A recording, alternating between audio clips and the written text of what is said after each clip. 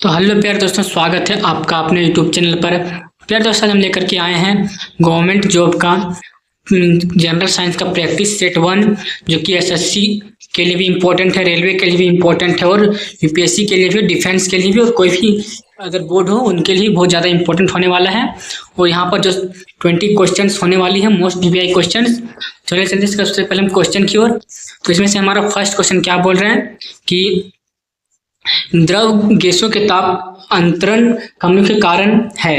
क्या है मुख्य कारण, सो पूछ रहा है, ठीक है ना। तो ऑप्शन ए में क्या बोल रहे हैं, कंडक्टिविटी में बोल रहा है, संवहन में बोल रहा है, विकिरण में बोल रहा है, चालकता और विकिरण दोनों। क्या होगा सही आंसर इसका। क्या दोस्तों, इसका जो आंसर हो जाएगा वो क्या हो जाएगा, ऑप्शन नंबर हो जाएगा 20 का सही आंसर, ठीक है ना। क्या हो जाएगा, ऑप्शन नंबर 20 सही आंसर, संवहन इसका हो जाएगा सही आंसर। अब नेक्स्ट क्वेश्चन क्या बोल रहा है मेरे पास कि पदार्थ की वास्तविक गति द्वारा ऊष्मा स्थानांतरण की एक प्रणाली है। मतलब जो वास्तविक गति द्वारा ऊष्मा स्थानांतरण होता है वो क्या है, सो पूछ रहा है, ठीक है ना। तो क्या हो जाएगा वह, तो वह क्या है मेरा, तो वह भी मेरा संवहन है, ठीक है ना। ऑप्शन नंबर इसका ये हो जाएगा सही आंसर। अब नेक्स्ट क्वेश्चन क्या बोल रहे हैं कि निम्न में से किस युग्म की इकाइयों में समान नहीं होती है। मतलब क्या बोल रहे हैं कि इनमें से कौन सा युग्म है जिसमें इकाइयों में समान नहीं होता है। मतलब दोनों का जो इकाई होता है वो समान नहीं होता है, ठीक है ना। तो जो स्पीड और वेलोसिटी का होता है वो समान होता है, आप लोगों को पता होगा।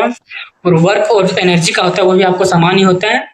और जो डिस्प्लेसमेंट और डिस्टेंस का होता है इसका समान होता है। और जो लेकिन यहाँ पर जो डी में दिया गया फोर्स और दाब, उसका जो होता है समान नहीं होता है, आप लोगों को पता होगा। ऑप्शन नंबर डी इसका सही आंसर हो जाएगा, ठीक है ना, बल एवं दाब। अब नेक्स्ट क्वेश्चन क्या बोल रहा है मेरे पास, तो निम्नलिखित में से किस राशि के लिए मात्रक नहीं है। मतलब इनमें से जो दिया गया है इनमें से किसमें जो मात्रक नहीं होता है, जिसका किसका मात्रक नहीं होता, सो पूछ रहे हैं आप लोगों को। तो आप लोग जानते ही होंगे, तो क्या होगा सही आंसर, 4 नंबर का सी हो जाएगा सही आंसर। क्या, सी, रिलेटिव डेंसिटी, मतलब अपेक्षिक घनत्व का जो होता है सो मात्रक नहीं होता है, ठीक है ना। अब नेक्स्ट क्या बोल रहा है क्वेश्चन की दी गई भौतिक राशियों में से क्या सापेक्ष राशि नहीं है। इनमें से पूछ रहा है कि कौन सा सापेक्ष राशि नहीं है। तो क्या हो जाएगा, किसका नहीं होता सापेक्ष राशि, कौन सा नहीं है, तो हो जाएगा इसका टाइम जो होता है वो मेरा क्या है कि मेरा देखिए, तो क्या हो जाएगा सही आंसर इसका, ऑप्शन नंबर हो जाएगा ए सही आंसर, ठीक है ना। क्या हो जाएगा, ऑप्शन नंबर ए इसका सही आंसर। अब नेक्स्ट क्वेश्चन क्या बोल रहे हैं कि पिच ब्लेड किससे संबंधित है। मतलब जो पिच ब्लेड है वो किससे संबंधित है, सो पूछ रहा है आप लोगों को। तो किससे संबंधित है, 6 का क्या होगा सही आंसर, ऑप्शन नंबर हो जाएगा 20 सही आंसर, ठीक है ना। क्या 20 का सही आंसर हो जाएगा 6 का, ठीक है ना।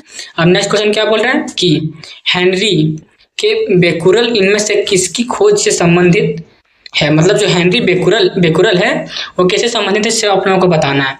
तो वो कैसे संबंधित है, ऑप्शन नंबर सी का हो जाएगा ऑप्शन नंबर बी, ठीक है ना। सही आंसर क्या हो जाएगा इसमें, ऑप्शन नंबर 20 का सही आंसर होगा। ये आप लोगों को दिख रहा होगा कि जो एनटीपीसी स्टेज 2 है वहां पर आप लोगों का ये पूछा गया एग्जाम है। शिफ्ट 1 में आप लोगों को पूछा गया था एग्जाम ये 2017 में। तो ये अगला क्वेश्चन क्या बोल रहा है मेरे पास कि रेडियो सक्रियता का आविष्कार किसने किया था। मतलब रेडियो सक्रियता था उसका आविष्कार किसने किया था, तो कौन किया था इसका आविष्कार।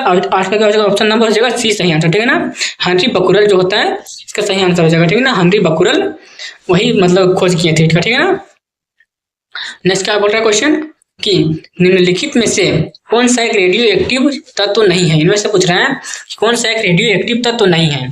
तो दोनों का सही आंसर क्या हो जाएगा, हमारा ऑप्शन नंबर हो जाएगा 20 सही आंसर, ठीक है ना। क्या कि टाइटेनियम जो है वो मेरा क्या है कि रेडियो एक्टिव नहीं है, ठीक है ना।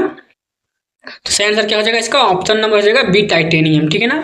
अब नेक्स्ट क्वेश्चन क्या बोल रहे हैं मेरे पास कि मेरी क्यूरी ने किसकी खोज के लिए नोबेल पुरस्कार प्राप्त किया था। जो मेरी क्यूरी नामक वैज्ञानिक थी वो किस चीज़ का खोज के लिए प्रसिद्ध थी, ठीक है, किसके लिए नोबेल पुरस्कार उसको मिला था। तो वो रेडियम की खोज किया था जिसके लिए उसको नोबेल पुरस्कार मिला था, ठीक है ना। अब नेक्स्ट क्वेश्चन क्या बोल रहा है मेरे पास कि विटामिन के मुख्य कार्य है विटामिन संबंधित। मतलब जो विटामिन के है उसका मुख्य कार्य क्या होता है सो आप लोगों को बताना है। तो क्या करता है, तो क्या हो जाएगा 11 का सही आंसर। तो ऑप्शन नंबर 20 का सही आंसर है क्या कि ब्लड क्लॉथिंग जो होता है तो उसका मतलब काम करता है वो, ठीक है ना। ब्लड क्लॉथिंग के लिए काम करता है, मतलब खून को जमाने में काम आता है विटामिन बी के, ठीक है ना, विटामिन के। नेक्स्ट क्या बोल रहा है क्वेश्चन कि विटामिन सी को भी कहा जाता है। मतलब विटामिन सी को और क्या कहा जाता है उसका, तो स्कोर क्या कहा जाता है, ठीक है ना। तो क्या सही आंसर 12 का ऑप्शन नंबर हो जाएगा 20 सही आंसर, ठीक है ना। क्या एस्कॉर्बिक एसिड इसको बोला जाता है, ठीक है ना। क्या एस्कॉर्बिक एसिड इसको बोला जाता है विटामिन सी को। अब नेक्स्ट क्या बोल रहा है क्वेश्चन की विटामिन B1 को भी कहा जाता है, विटामिन B1 को क्या कहा जाता है, सो आप लोगों को बताना है। तो उसको क्या कहा जाता है, तो क्या हो जाएगा तैयार का सही आंसर ऑप्शन नंबर हो जाएगा ए, क्या थायमिन कहा जाता है उसको, ठीक है ना, क्या थायमिन बोला जाता है।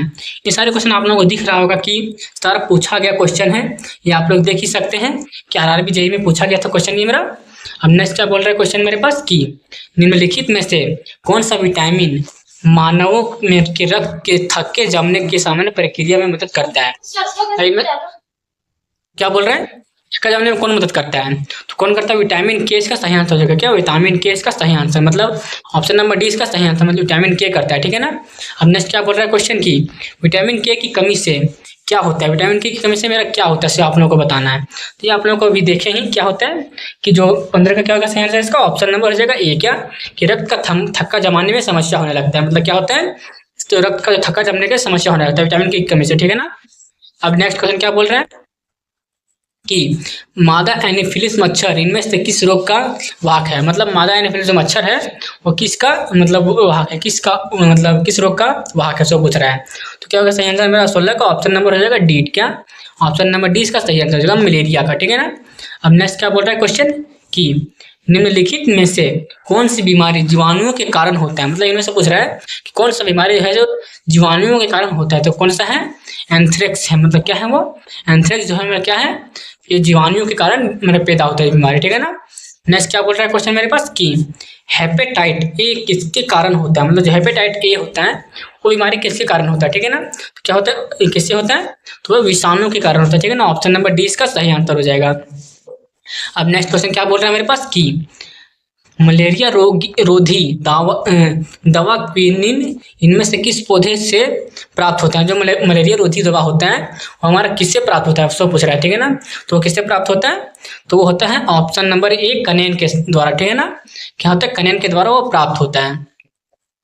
नेक्स्ट क्या बोल रहा है क्वेश्चन की क्विनिन मलेरिया की एक आम दवा है जो वृक्ष के छाल से प्राप्त की जाती है, वो कौन सा मतलब है, सो पूछ रहा है, वो कौन सा मतलब आम दवा है जिसको छाल के द्वारा प्राप्त किया जाता है, मतलब किससे प्राप्त किया जाता है, तो किससे प्राप्त किया जाता है, तो क्या होता है कुनेन से, ठीक है ना। यही मतलब इससे पहले भी वही क्वेश्चन था, सेम क्वेश्चन, ये क्वेश्चन आप लोगों को देखिए 2021 में पूछा गया था क्वेश्चन था, ठीक है ना। ये आप लोगों को दिख रहा होगा कि 2021 में ये क्वेश्चन मेरा पूछा गया था, ठीक है ना। तो इतना ही क्वेश्चन था। तो अगर आप लोगों को वीडियो अच्छा लगा होगा तो वीडियो को लाइक कर दीजिएगा, चैनल को सब्सक्राइब कर दीजिएगा और बेल आइकन को प्रेस कर दीजिएगा। हम मिलते हैं अगली वीडियो में अगले दूसरे सेट के साथ। तो आज का वीडियो समाप्त करते हैं, थैंक यू।